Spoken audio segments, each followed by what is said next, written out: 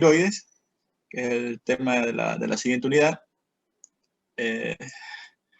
Por ahí algunas personas también solicitaron de que querían que las preguntas que se hagan sobre la unidad pasen para el día martes. Entonces, eso estamos analizando para ver si lo dejamos para el final o para el día martes. Ya, entonces vamos avanzando con la materia, ¿no? La idea es avanzar, no nos podemos quedar ahora. Entonces, veremos fármacos de la tiroides, la importancia de estos fármacos, que bueno, la clase es bastante corta porque son pocos fármacos. Digamos, del capítulo de la segunda unidad es el que menos fármacos tiene, ¿ya? Así que por ahí no va a haber mayor lío con el aprendizaje de aquello, ¿no? Entonces ya le voy a poner las diapositivas y vemos.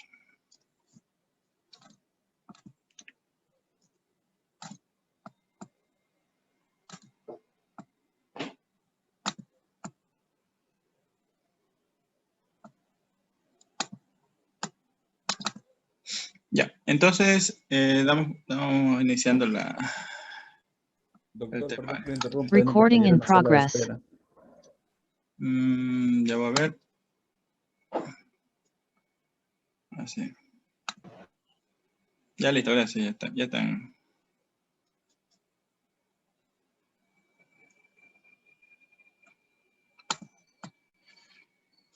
Bueno, entonces vamos a ver la farmacología de la tiroides, ¿no? De manera general vemos de la tiroides, la no tiroides y las hormonas que tiene. Por ahí esto ya capítulo de fisiología, lo han de haber visto, lo han de haber escuchado. Saben que el asunto de las hormonas tiroides interviene en la homeostasis del organismo. Entonces, tiene que ver con la actividad del metabolismo basal. Directamente uno escucha tiroides, hormonas tiroides relaciona con metabolismo basal, homeostasis, ¿no? Equilibrio general. Ya, tener en cuenta la tiroglobulina, que tiene una función de reserva, la tiroxina, que es una prohormona, lo podemos decir entre paréntesis, ya, de la triiodotironina, o T3. Tiroxina T4, triiodotironina T3, que es la que va a hacer la acción a nivel del metabolismo. Estas son nomenclaturas nada más de lo que vamos a ver ahora. TSH, tirotropina, hormona estimulante. Y por ahí vemos la sigla de TR, que es el receptor de hormona tiroides. De ahí las dos variantes como patología que tenemos es el hipertiroidismo, dependiendo de la causa que sea, el aumento de la síntesis, de la producción de hormonas tiroides, es el hipertiroidismo, y la disminución de la cantidad de estas hormonas va a dar una patología que es el hipotiroidismo, ¿no? El hipertiroidismo que, bueno, ustedes tienen que verlo como manifestaciones ahora en este semestre, para que vean en semiología. ¿Ya? Pero por ahí ustedes han de haber escuchado datos del hipertiroidismo. El paciente suele tener una fase característica con el exoftalmo. El paciente puede tener cuadros de palpitaciones. Pacientes son delgados. Y bueno, son varias manifestaciones que pueden tener estos pacientes, ¿no? Porque va a estar acelerado el metabolismo basal de ellos por el aumento de las hormonas tiroides. ¿Ya? Y la otra variante es el hipotiroidismo, en el cual se va del descenso de la hormona tiroides. El paciente se suele presentar suele presentar un aumento de peso, bradicardia, puede tener algún tipo de retraso en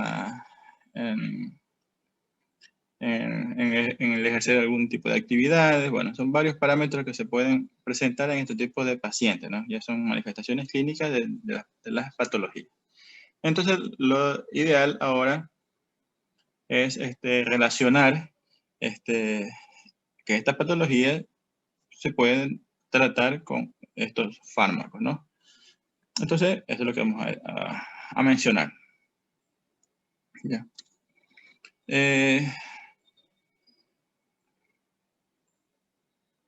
Tenemos hormonas tiroides, ya le dije la triiotironina T3, que es la hormona activa. ¿Ya? ¿Qué es lo que va a hacer de manera global? Es aumentar el metabolismo basal, ¿no? Aumenta el metabolismo basal, aumenta el consumo de oxígeno, disminuye el colesterol, ¿ya? Entonces, si aumenta el metabolismo basal, va a haber un aumento de la frecuencia cardíaca y el desarrollo del sistema nervioso. ¿Ya? Vemos las manifestaciones como tal que puede presentar a la persona con hipertiroidismo. Son varias, por eso son varias, la disminución del peso, la delgadez del paciente, puede tener un temblor presente, el nerviosismo, la excitabilidad, inquietud, inestabilidad emocional, insomnio, la fase con el exostalmo como tal, ya, palpitaciones, taquicardia que pueden tener estos pacientes, aumento del apetito, ya les mencioné el asunto de los temblores, debilidad muscular. Bueno, son varias manifestaciones que suelen presentar estos pacientes, la diaforesis. Lo más común es palpitaciones, diaforesis, uno ve el paciente está con la frecuencia cardíaca aumentada, hacemos el electrocardiograma, este paciente está con una taquicardia importante, pero bueno, son varias manifestaciones del hipertiroidismo, ¿no? Entonces estamos reconociendo una patología como hipertiroidismo por un aumento de la producción o síntesis de hormonas tiroides, ¿ya? Solamente para tener en cuenta, ya les dije que tienen sus fases características, pero es algo que sí está presente en nuestro medio como tal. Ya nunca está de más pedir hormonas tiroides, debería estar como una pesquisa solicitar hormonas tiroides. Nosotros como en el área de cardiología sí solicitamos frecuentemente hormonas tiroides, porque a veces pacientes están con cuadros de palpitación, etcétera, y bueno, pedimos para ver, ¿no?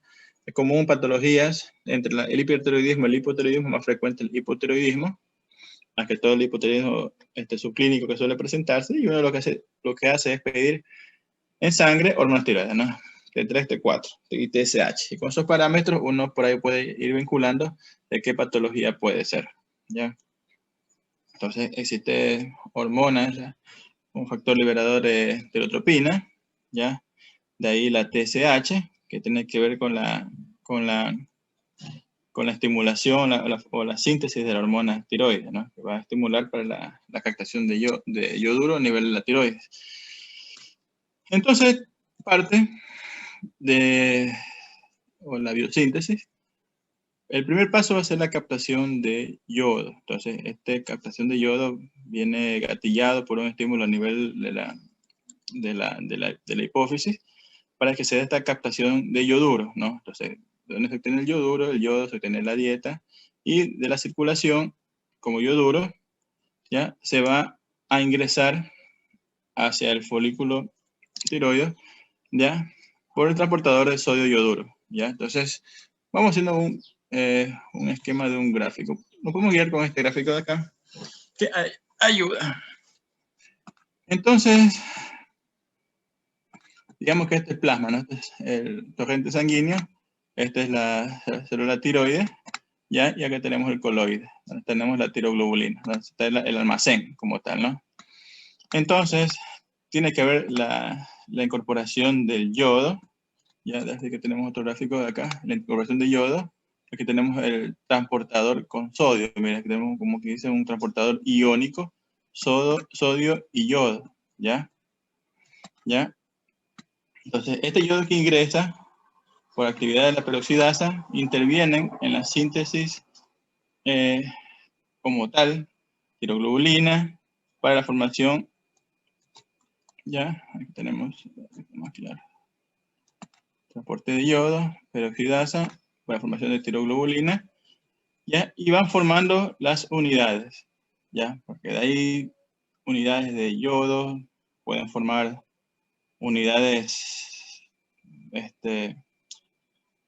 par, digamos, una diyodo tironina puede mencionarse, o si se unen de a tres, una triyodo tironina. Bueno, ahí se van uniendo, ¿no? En la síntesis de la tiroglobulina, ¿no? Déjame ver este otro gráfico mejor. Ya, entonces tenemos ahorita, primer paso, captación de yodo. El segundo paso va a ser la oxidación y iodación. Entonces aquí interviene la peroxidasa tiroides. Esto va a dar como resultado una monoyodo tironina o monoyodo tirosilo, ya, diyodo tirosilo, etcétera, ¿no? Pues van a dar unidades de A2, de A3 o de A4, ya, porque prácticamente van a unir estas unidades por medio de este mecanismo de yodación y oxidación. Entonces aquí tenemos una peroxidasa que interviene, peroxidasa como tal, ¿ya? Y aquí tenemos la yodación, ¿ya? Después vamos a encontrar lo que es el acoplamiento. Entonces van estas unidades de monoyodo y diyodo.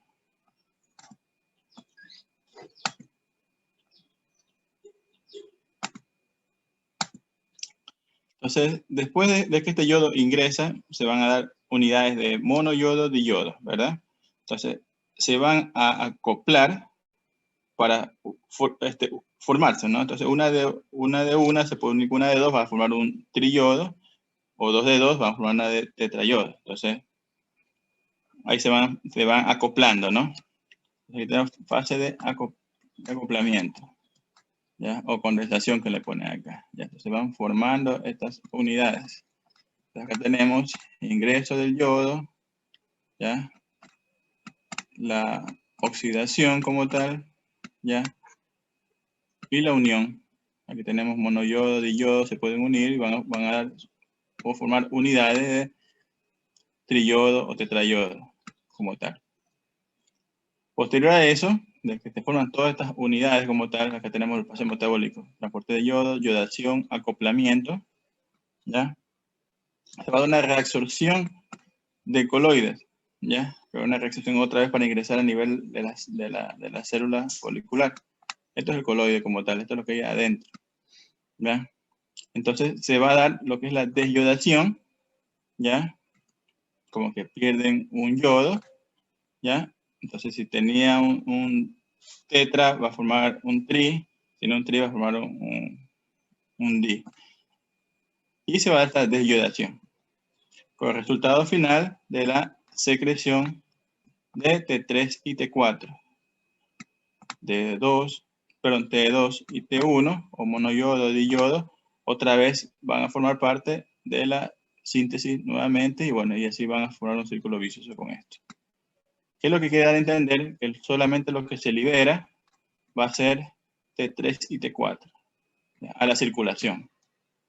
Acá tenemos condensación de estas unidades de monoyodo, diyodo, ¿ya? Se da una deyodación acá, y se va a liberar, secretar el triyodo y tetrayodo o tirosina, ¿no?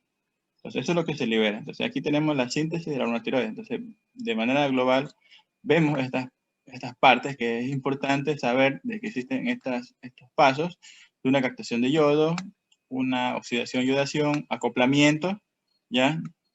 Y la reabsorción del coloide, ¿no? Para la posterior liberación. Ojo con esto porque los fármacos van a actuar en ciertos sectores. Ya, entonces tenemos este ejemplo acá. Y aquí por ahí vemos ciertas cosas que por ahí vemos propiltiracilo, metimazol. Y bueno, están ahí, ¿no? Que ya lo vamos a ver más adelante. Ya, aquí también tenemos lo mismo. Aquí tenemos lo mismo, ¿no? El transporte de yodo, peroxidasa, tiroglobulina, ¿ya? Y la liberación de T3 y T4 a la sangre, ¿no? Entonces, esto va hacia la sangre, y como le dije, la parte activa es la T3, la T4 sufre una desyodación, como que pierde un yodo, y queda en T3. Esas son la desyodación periférica que se da para que vaya a ser su mecanismo como tal.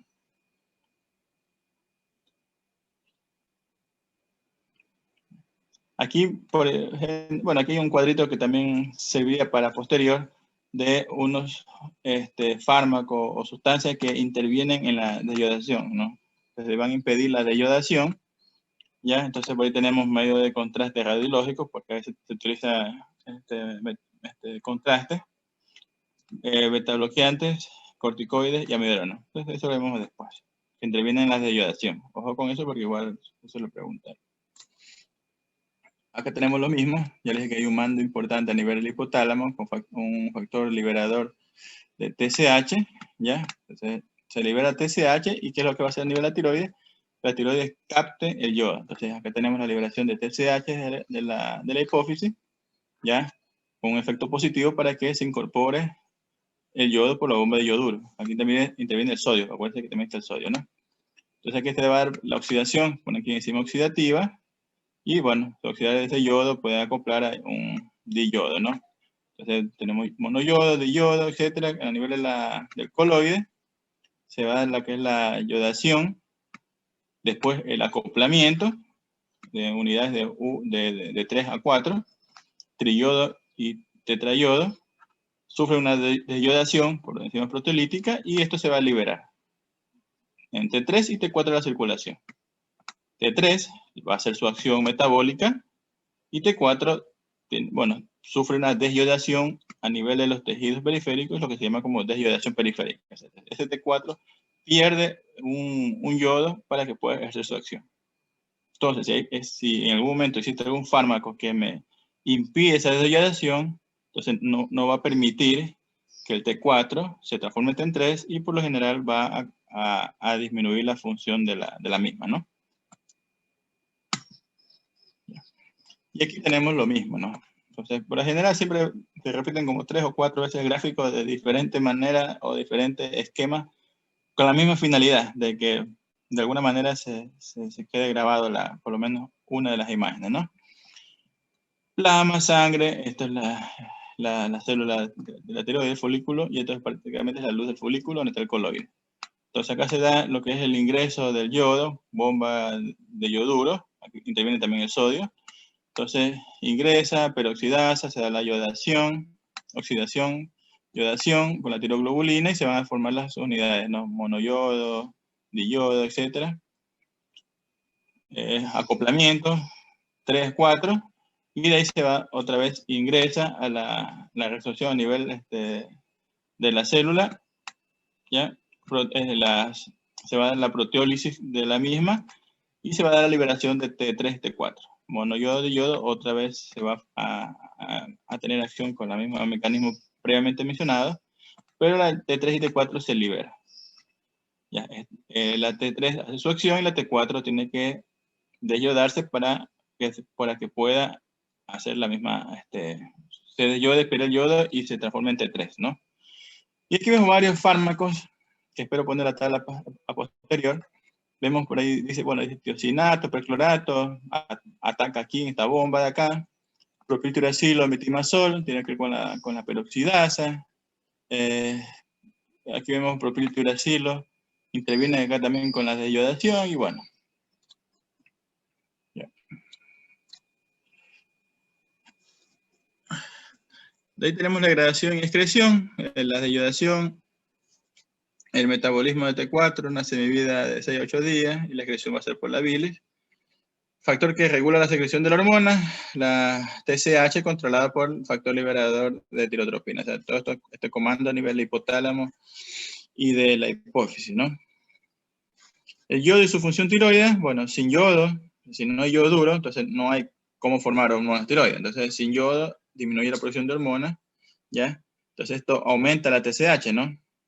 Y esto es lo que suele pasar, ¿ya? Porque esto prácticamente es un mecanismo, aquí está. Esto es un mecanismo, ¿no? Por ahí ustedes tienen que haber escuchado esto de retroalimentación, de feedback, ¿ya? En el cual el comando del hipotálamo manda factor liberador para que la hipófisis libere TSH y la TSH induce la liberación o sea, capta yodo para que se dé la síntesis de la hormona tiroides. ¿Ya? Entonces, acá pone que si no hay yodo, ¿qué pasa? Aumenta la TSH. ¿Por qué? Porque al no haber yodo, no va a haber formación de T3 y T4. Entonces, si tenemos menos cantidad de T3 y T4, ¿ya? Como caso de un hipotiroidismo, un ejemplo nada más. Entonces, si hay menos formación porque hay menos yodo, ¿qué es lo que va a pasar? El mando superior de acá detecta de que hay menos cantidad de T3, T4 y ¿qué es lo que va a hacer? Estimula acá a la TSH y la TSH comienza a aumentar ya su cantidad, sus niveles para tratar de como que de estimular a la glándula tiroides que comience a producir hormonas. Entonces, entre esa cantidad de estímulos pueden formar hiperplasia que comienzan a aumentarse la cantidad de celular de tiroides, hiperplasia de la glándula tiroides, y por ende se comienza a hipertrofiar la glándula, ¿no? Y por ende va a dar un resultado de un bocio, ¿ya? Entonces, eso es lo que suele dar. Entonces, por eso, un ejemplo, un paciente con hipotiroidismo, independientemente de la causa que tenga, hipotiroidismo, se van a determinar bajo niveles de T3 y T4, porque no hay quien la produzca, y un aumento de la TSH. Pues, bueno, eso ustedes lo van a ver en otra materia, pero por lo menos eso les diré, ¿no? ¿Ya? Entonces, hipotiroidismo va a tener déficit de estas hormonas. Entonces, ¿qué es lo que es la hormona tiroides? Tiene que ver con el crecimiento y desarrollo, ese metabolismo basal. Tiene un efecto con las temperaturas, un efecto cardiovascular, efecto metabólico. O sea, interviene con el metabolismo basal, ¿no? Interviene con cardiovascular, temperatura, etc. Entonces, uno vincula varias cosas con la acción de la hormona tiroides. Un efecto bastante importante. Por eso que las manifestaciones son varias en caso de un hiper y un hipotiroidismo. Entonces vamos a ver el uso terapéutico de la hormona tiroides. Ya. Este sirve en el tratamiento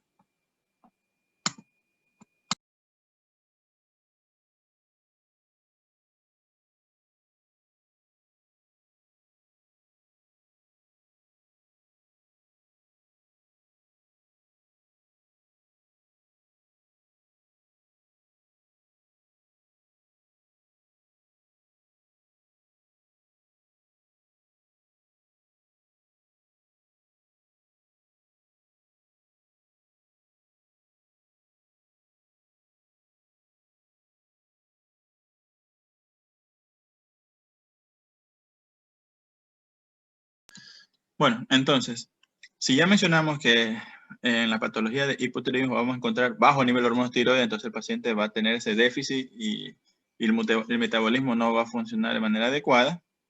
Entonces hay que dar hormonas para el tratamiento, ¿no? Entonces se utiliza tratamiento de sustitución hormonal en el paciente con hipotiroidismo, ¿no? Entonces tenemos fármacos como la levotiroxina, que es bastante común, ustedes tienen que haberla escuchado, levotiroxina, ¿ya? En el tratamiento del hipotiroidismo, ¿ya? Levotiroxina o T4, ¿no? ¿Ya? También llaman T4, entonces estaban hablando que van a dar T4, ¿no? Ya, entonces, esta levotiroxina va a tener Usted tiene que haber escuchado porque por ahí pueden tener algún familiar con hipotiroidismo o algún conocido con hipotiroidismo, entonces por ahí se lo han de haber escuchado, ¿no? Entonces, tener en cuenta que la levotiroxina va a tener una absorción incompleta. Entonces, les digo porque es un fármaco común, ¿no? Es común, la levotiroxina es bastante común porque es frecuente tener personas con hipotiroidismo. Entonces, absorción incompleta a nivel de estómago e intestino delgado. Por lo cual, es muy importante la regularidad, ¿ya? ¿Qué quiere decir eso de regularidad? De que hay que dar frecuentemente este medicamento a una hora establecida, ¿ya? Se lo da por lo general con estómago vacío para que no interfiera con el alimento, porque aparte después se absorbe mal, y si se absorbe mal va a disminuir la biodisponibilidad del fármaco, ¿ya? Entonces se lo da un horario fijo, o sea, regular, por lo general se lo da a 6 de la mañana, ¿ya? Una media hora o una hora antes del desayuno, ¿no? Es lo frecuente que suelen dar este tipo de fármacos, o sea, que esté el estómago vacío, para que se dé una buena absorción, a sabiendo que tiene una absorción incompleta y que tenga una regularidad en el tratamiento, ¿no? La concentración máxima plasmática, 2 a 4 horas, y una semivida de 7 días, es bastante prolongada hasta que comience a hacer sus efectos, ¿ya? ¿Ya? El equilibrio como tal, ya de ver los niveles, comienza a mejorarse, todo eso se alcanza recién ya después de unas 4 semanas, que por ahí uno pide, o hasta 8 semanas, que uno pide un nuevo control para ver cómo van esas hormonas tiroides, ¿no? Otro tenemos la liotironina, que esta prácticamente, entre paréntesis, le puedo decir que es la T3, ¿ya? T3 tiene una mejor absorción 100%, concentración de 2 a 4 horas, ¿ya? Pero su vida es de 0.75 días, no es un día completo. Y el otro punto es que es mayor costo. Si uno va a preguntar cuánto vale una levotiroxina, la levotiroxina prácticamente vale centavos nada más. Ya la venden en la caja, vienen varias. Las personas tienen que tomar esto de largo, pues no es que ya lo toman un mes y nada más, se tienen que tomar de largo, ¿ya?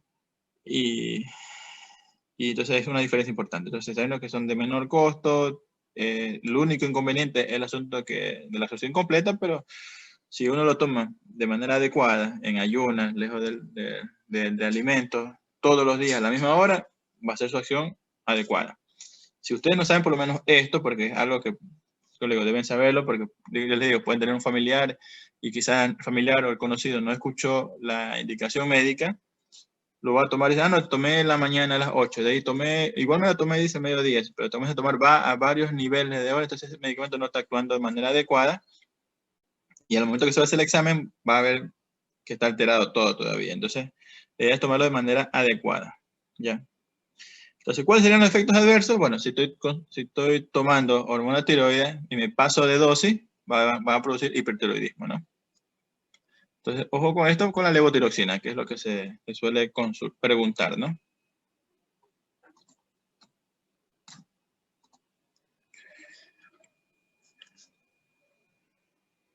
Entonces, ahí tenemos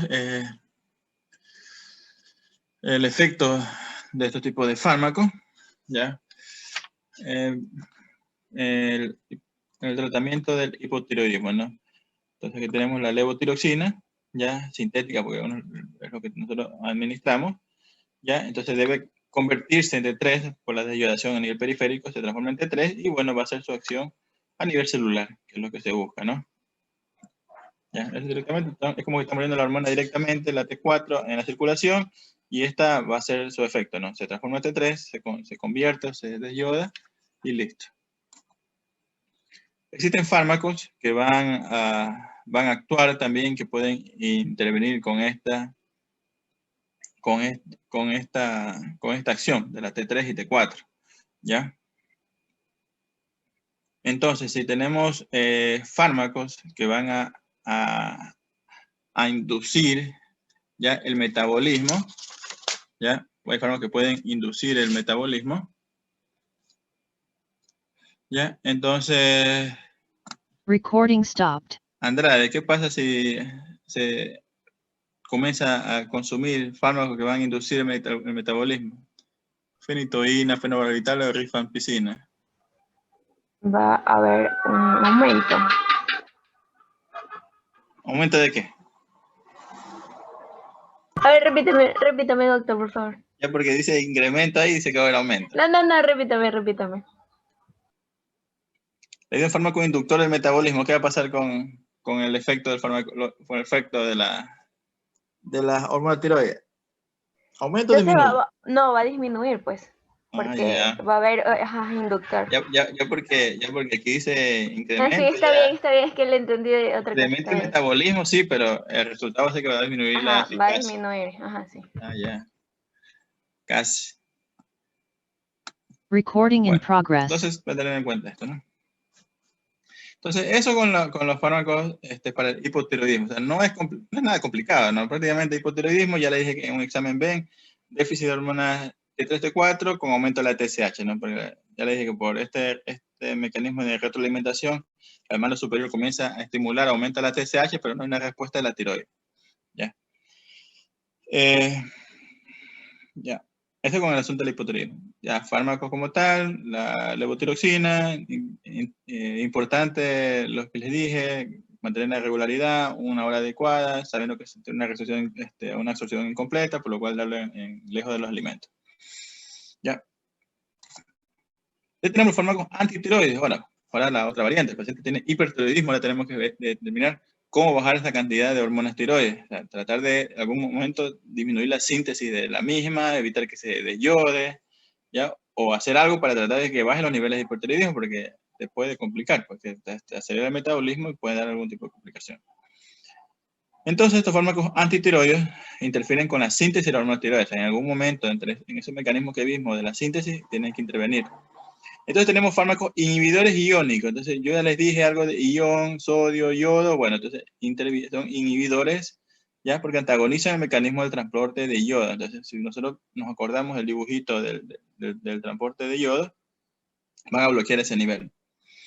La alta concentración de yodo, o sea, si damos más yodo, disminuye la liberación de hormona tiroides, ¿ya? Porque prácticamente como que satura de tanto yodo y te va a disminuir la liberación de hormona tiroides. Entonces esto disminuye la síntesis hormonal. Y también tenemos el yodo radiactivo que prácticamente lo que hace es destruir la glándula. Aquí tenemos fármacos antitiroides. Y aquí tenemos los derivados de la tiourea. Ya tenemos tiuracilo, metimazol, carbimazol. ¿Ya? Entonces, ¿esto qué es lo que va a hacer estos fármacos antitiroides? Van a inhibir la oxidación del yodo y bloquean las peroxidasas. Entonces, estos fármacos intervienen en la síntesis, ¿no? Entonces, inhibe la oxidación, ¿ya? Y bloquean las peroxidasas. Que por ahí nosotros escuchamos peroxidasas y oxidación. Bueno, entonces van a inhibir o bloquear para que no haya formación de hormonas tiroides, ¿ya?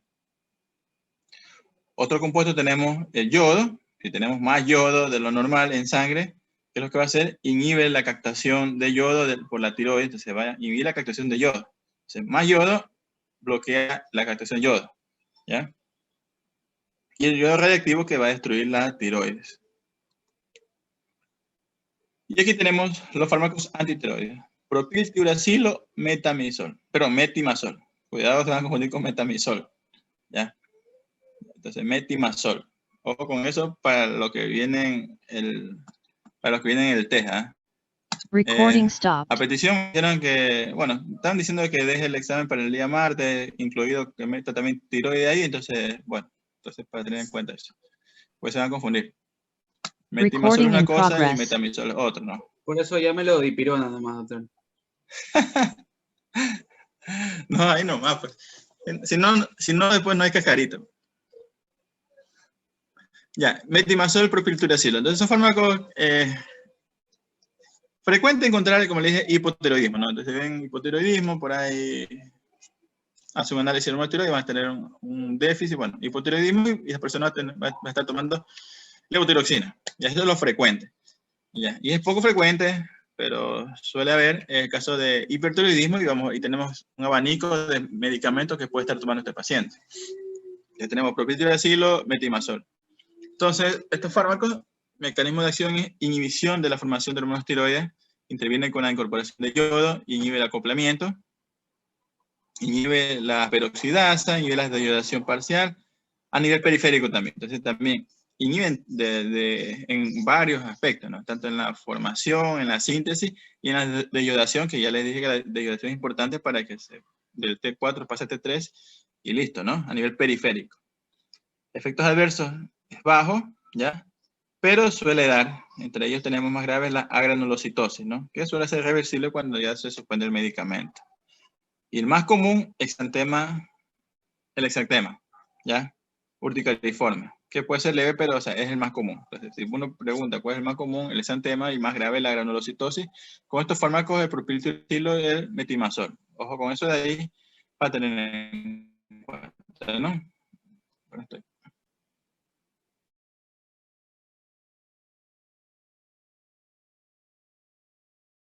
Propiltiuracilo, ya intervienen con la oxidación, peroxidasa, bueno, todo lo que tenga que ver con síntesis de hormonas tiroides, ¿ya?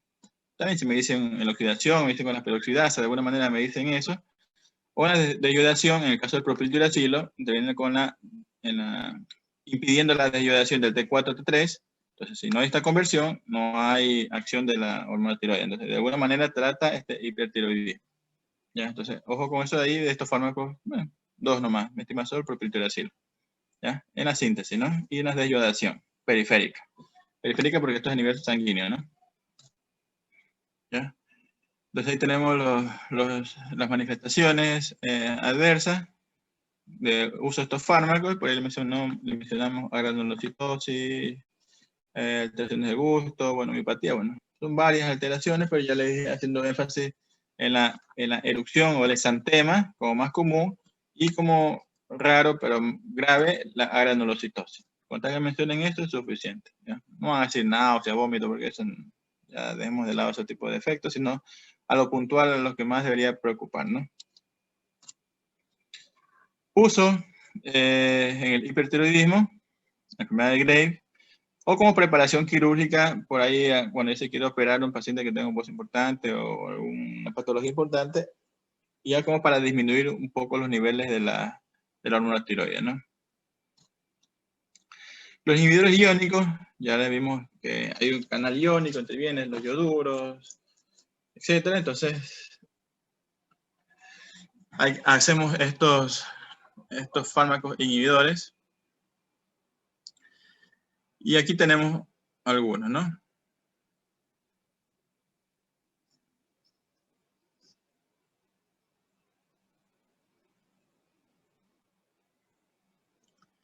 Tiosinato, perclorato, ¿no? Fluoroborato, pero bueno, más común tiosinato, perclorato.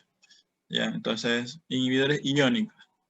Entonces, volvemos a ver este gráfico, ¿ya? Y acá tenemos, ¿no? A nivel de bomba yoduro, como se menciona, con yodo y sodio, entonces prácticamente te impide este ingreso de yodo. Entonces, si no ingresa yodo, entonces no hay formación de hormonas tiroides.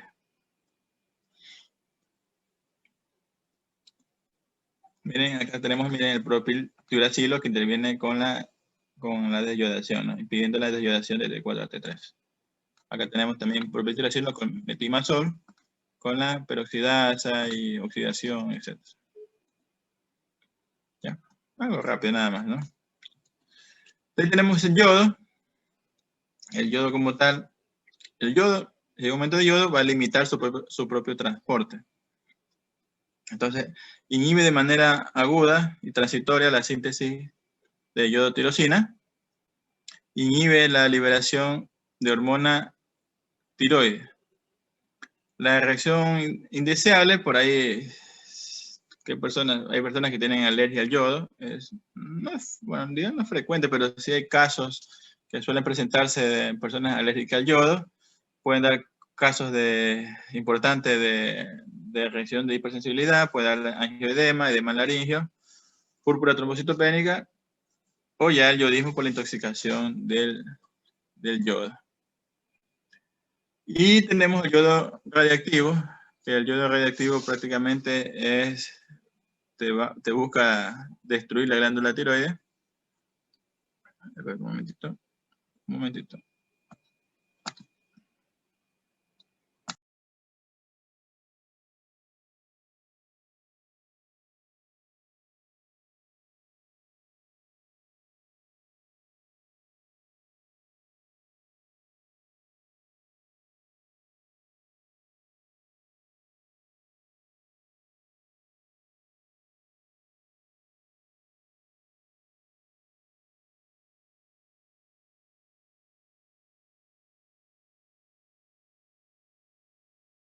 Ya, entonces tenemos el yodo radiactivo para el uso del hipertiroidismo, ya, para el diagnóstico de una enfermedad tiroidea o para el bocio nodular tóxico. ¿Cuál es la ventaja? Porque si tenemos por ahí un bocio importante,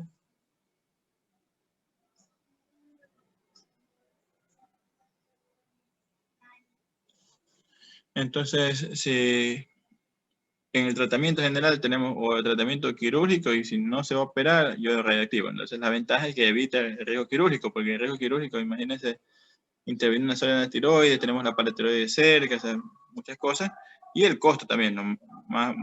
Tiene bajo costo el yodo radiactivo. La desventaja es que te va a producir un hipotiroidismo tardío, porque prácticamente elimina glándula tiroides, entonces hay riesgo de que te quedes con menos glándula funcional y va a disminuir la producción de la misma, entonces queda con un hipotiroidismo tardío. Y también va a haber una leve incidencia de cáncer gástrico, renal y mamario con el uso de este yodo radiactivo, ¿no? Contraindicado en el embarazo. Bien.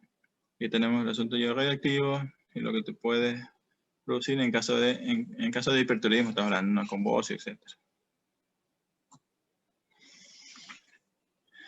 Fármacos que alteran la unión de la tiroxina a la globulina transportadora de tiroxina. Bueno, tenemos fármacos que incrementan la unión, estrógenos, tamoxifeno, heroína, y que disminuyen corticoides, andrógenos, etc. Yeah. Aquí tenemos el resumen de los fármacos que se han mencionado. Liotironina T3 y levotiroxina T4. Ya, su mecanismo de acción, bueno, van a sus diferentes grupos celulares para la síntesis, bueno, para el metabolismo basal, ya, indicados en el hipotiroidismo, que ya lo mencionamos. Y bueno, entonces, si hay una intoxicación, una sobredosis, lo que te va a dar efectos de hipertiroidismo, ¿no? Palpitaciones, etc. De ahí tenemos los antitiroides, el metimazol, propiltiuracilo, ya mencionamos que inhiben parte de la síntesis, peroxidasa, oxidación, desyodación periférica. ¿ya? Directamente el propiltiuracilo. Ojo con esto porque si se pregunta fármaco que va a impedir la deshidratación, bueno, propiltiuracilo, ¿ya? Para el hipertiroidismo, ¿ya? Efectos tóxicos según el cuadro, bueno, yo les puse lo más importante, pero igual náuseas, vómitos, si me dicen eso igual va, pero la idea es que digan el exantema, erupciones, arenolocitosis, que por eso es lo que va a caracterizar, ¿ya? Yoduros, solución de Lugol, yoduro de potasio, entonces el aumento de yoduro va a impedir la captación de la misma, y bueno, por lo general la indicación es para una preparación quirúrgica de una tiroidectomía, ¿no? Para tratar de en algo bajar los niveles de la esta y comenzar a disminuir el volumen en la glándula. También tenemos el yodo radioactivo, les dije, para la destrucción del parénquima tiroides, ya, entonces para el tratamiento del hipertiroidismo. Y bueno, tener en cuenta cuándo está contraindicado en el embarazo, ya. Y bueno, ojo con esta parte del yodo radioactivo, ¿no? Y también tenemos otros fármacos, los beta bloqueadores, ya, como el propanolol, ya, que inhiben la conversión de T4 a T3, ya, pero solo el propanolol. Y esto es frecuente, o sea, de hecho, un paciente con hipertiroidismo, ustedes lo van a ver que va a estar tomando propanolol y por ahí propiltiuracil. Es lo frecuente que van a encontrar, ¿ya? ¿Y esto en qué ayuda? Porque yo les dije que el paciente con hipertiroidismo va a estar con palpitaciones, taquicardia, todo esto, ¿no? Entonces, si tenemos un paciente con estas manifestaciones, hasta hipertensión, entonces al darle un beta bloqueante, te va a bajar la frecuencia cardíaca, ¿no? Por los receptores beta, ¿no? Entonces, muy aparte que este fármaco como tal te inhibe la desyodación, te ayuda a controlar a nivel cardíaco este efecto de las palpitaciones que es indeseable en los pacientes. De hecho, el paciente sin tener antecedentes te va a la consulta porque tiene palpitaciones. Tiene palpitaciones, le hace un electro, una taquicardia sinusal, pueden tener hasta un flúter auricular, que es frecuente también en estos pacientes, y vemos una frecuencia cardíaca de 150. Bueno, uno dice, bueno, no tiene antecedentes, no tiene nada. Por ahí vemos una pequeña fase que tenga ahí un exoftalmo. Bueno, saquémonos la duda, hormonas tiroides. Y vemos hipertiroidismo. Entonces, se trata, bueno, el tratamiento final lo da por ahí el endocrinólogo, indagará más, pero uno de manera básica, por lo menos dice, bueno, tiene hipertiroidismo, bueno, damos fármacos, en este caso beta bloqueadores, como el propanolol, para bajar la frecuencia cardíaca y de alguna manera también impedir esta desviación de T4 a T3. Finalidad, bajar los niveles de T3 para disminuir este efecto del hipertiroidismo, y a su vez controlamos estas molestias de la taquicardia, hipertensión o fibrilación auricular que son frecuentes en los pacientes con hipertiroidismo. Le digo porque acá también en el servicio hemos visto pacientes que ingresan con fibrilación auricular y de alta respuesta, ¿no? Fibrilación auricular, ya creo que no sé si les he mencionado, pues es una arritmia importante en la cual no hay una contracción fija de la aurícula, sino son oscilaciones, pues se llama como fibrilación auricular, ¿ya? Y bueno, entonces, esto son oscilaciones a nivel de la aurícula, y bueno, el ventrículo va a tener su respuesta como tal, ¿ya? Pueden tener frecuencias cardíacas muy altas, más de 110 latidos por minuto, se llama FA de alta respuesta o fibrilación auricular de alta respuesta. Si tienen entre 60 a 100 o 110 de moderada respuesta y menos de 60 de baja respuesta ventricular. Pero fibrilación auricular. En este caso, el paciente ya viene con fibrilación auricular y de alta respuesta, con un hipertiroidismo, por ahí que no esté sin tratamiento. Tener en cuenta esto del beta bloqueante que te va a ayudar para eso, ¿no? O sea, muy aparte te controla, pero te va a disminuir los niveles de T3. ¿Ya? Fármaco por lo general tiene una duración de 4 o 6 horas, por lo cual hay que darlo varias veces al día, cada 6 horas. ¿Ya? Y el efecto tóxico al ser un beta bloqueante, ojo con el asma, con Recording ¿ya? stopped. Bloqueo auriculoventricular, hipotensión y bradicardia. ¿Ya? Andrade, ¿por qué tiene que ver con el asma esto? ¿Qué pasa con el asma?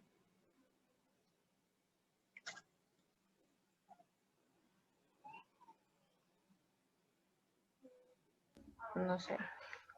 Alguien que me diga. Puede producir broncoespasmo. Perfecto. ¿Quién habló? Becerra. Puede ser. Ya, muy bien, ya te ganaste. Ya, solamente por eso ganaste 2 ya. Bueno, sí. Ya, produce, ya, está bien, broncoespasmo, ya. ¿Quieres completarla? ¿Por qué no? ¿O no? ¿O ahí nomás ya te quieres quedar? Porque está estimulando a los receptores beta adrenérgicos. O sea, está estimulando al simpático. Beta bloqueantes. Sí, también beta, los receptores beta, está bien ya. ¿Y te acuerdas? Sí, dime si te acuerdas nomás, si te acuerdas en la clasificación de los beta bloqueantes, el propranolol, ¿dónde está? ¿O no, o sea, no vieron? Porque eso sí vieron, este tema es del primer, perdón, de fármaco 1, por si acaso. ¿O no? Bueno, no importa, igual ya te ganaste los puntos. Déjame una vez anotarte porque me voy a olvidar. Igual cuando veamos cardiovascular. Igual cuando veamos fármacos cardiovasculares, vamos a estudiar la clasificación de los beta bloqueantes, ¿ya? Por ahí tenemos selectivo y no selectivo. Entonces, bueno, uno dice, bueno, a nivel pulmonar tenemos receptores beta y bueno, que también interviene. Entonces, perfecto, ¿no? Te van a provocar broncoespasmo. Entonces, ojo con los beta bloqueantes. Y bueno, en este caso, no es clase de beta bloqueante, sino mencionar un beta bloqueador como el propranolol, que es no selectivo, y que te va a disminuir, te interviene en la conversión para disminuir la formación de T3, impidiendo la desyodación. Ojo, porque el fármaco es frecuente, ¿ya? Y aparte, a su vez, te baja la frecuencia cardíaca y todo eso. Ojo con los efectos tóxicos con los pacientes con asma, porque pueden provocar un broncoespasmo, y pacientes por ahí, un bloqueo auriculoventricular, porque es un beta bloqueante, pues te puede bajar la presión, hipotensión y bradicardia. Entonces, el paciente está con bradicardia, aunque está hipertiroidismo, es raro que esté con bradicardia, pero ojo con ese tipo de complicaciones, ¿no? Pero muy bien la respuesta. Solamente quería que me digas eso nomás. ¿Por qué? Porque el broncoespasmo.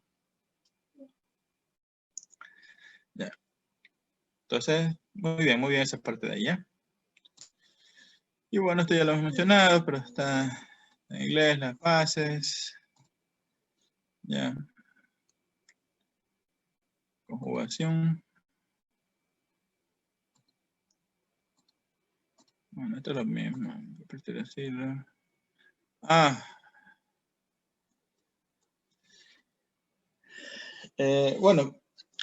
en el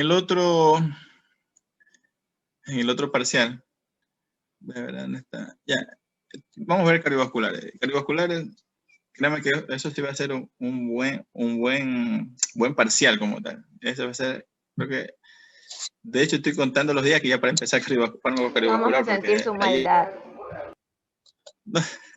De hecho, ahorita me están escribiendo algunos, me dicen masacre, me están escribiendo acá unos ex alumnos acá, pero no, nada que ver.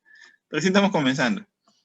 Pero no es maldad. De hecho, antes a las personas que quieren aprender, o sea, le voy a explicar lo más sencillo posible el fármaco cardiovascular.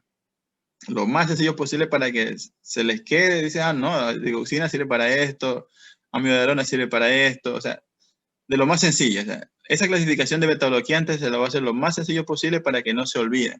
Ya está bien que me dijo asma, todas esas cosas, pero la idea es por qué. Entonces, todo eso es, la idea es explicárselo.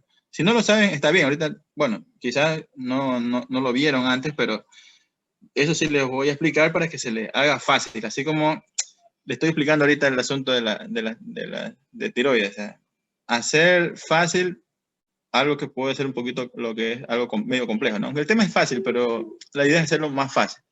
Por eso le pongo gráfico, no me encasillo en cosas complicadas, sino en lo más fácil, ya para que no se olvide. Entonces, por ahí, por lo menos, las personas que están escuchando van a decir, no, sé que la levotiroxina, ya, cómo se la debe tomar, tener en cuenta esas cosas, por si acaso ustedes lo vayan a recomendar a otra persona.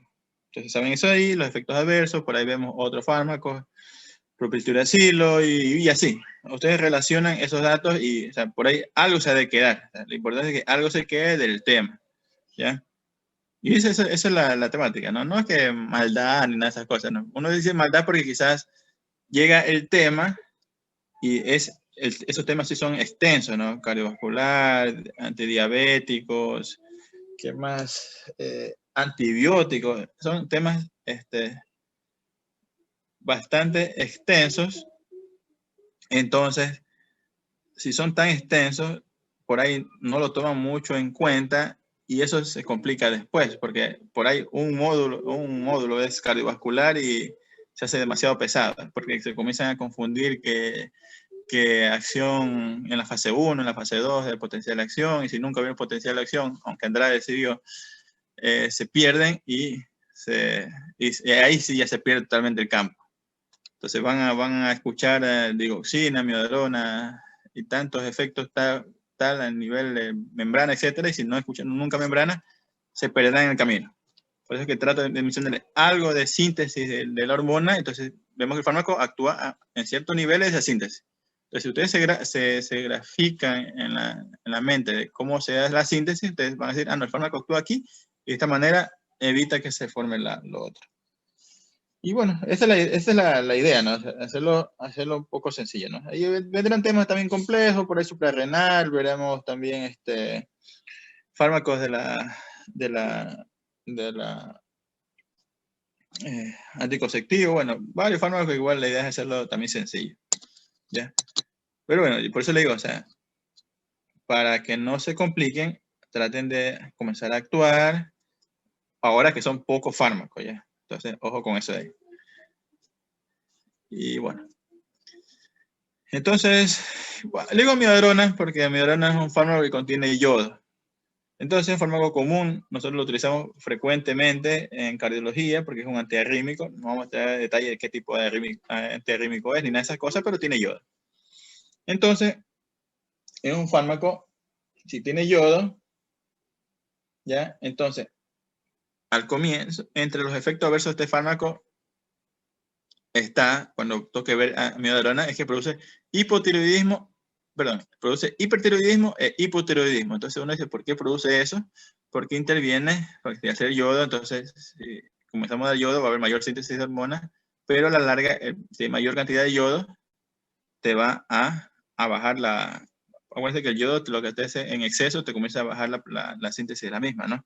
Y también interviene en las de iodación de T4 a T3, perdón. Pues bueno, lo mencionamos acá nomás amiodarona, que eso tenemos que verlo en algún momento y nunca más se van a olvidar de amiodarona. Tiene algunos efectos adversos, así como corticoides más o menos, pero bueno, eso no se va a olvidar cuando toque ver eso, ¿no? Y tranquilamente el segundo parcial vamos a ver full eso. De ahí tenemos, bueno, esto ya lo habíamos mencionado. T3, T4, bueno, esto ya habíamos visto. No vamos a hacer tanto lío en esto, porque ya la idea es que sepan lo que le he mencionado. ¿Ya?